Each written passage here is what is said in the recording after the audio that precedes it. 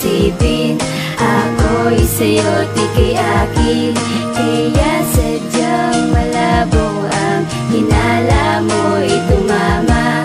Kaya ang iyong hinala laging maling akala. Di ka naman dapat mag-isip ng mga ganyan, dahil di ko yan magagawa sa'yo kahit kailan. Di ba pwedeng huwag ka nang maghinala sa'kin, dahil hindi ka magagawang lokohin. PH ka na lang ba palagi? Iniisip mo, hindi ko na mawari. Di na ba magbabago ang mga sa ating nangyayari? Ay kailangan mo ng lambing, kaya nagpapapansin.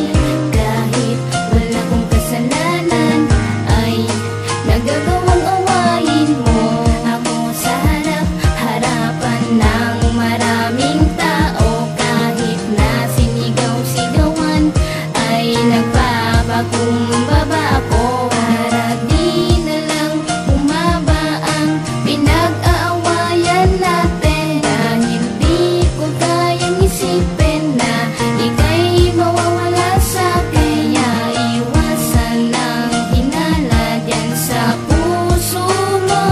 Palitan mo ng tiwala ang mga hinala mo. Hindi ba pwedeng huwag ka nang maghinala sa'kin, dahil hindi ka magagawang lokohin.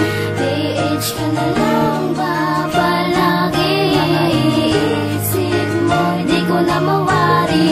Di na ba magbabago ang mga sa ating nangyayari?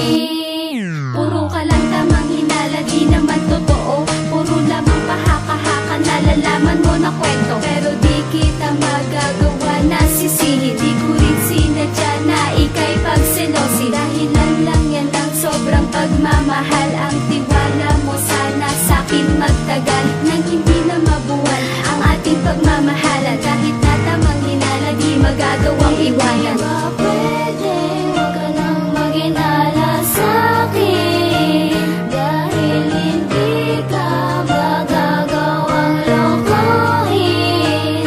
PH ka na lang ba palagi? Iniisip mo, hindi ko na mawari. Di na ba magbabago ang mga sa ating nangyayari?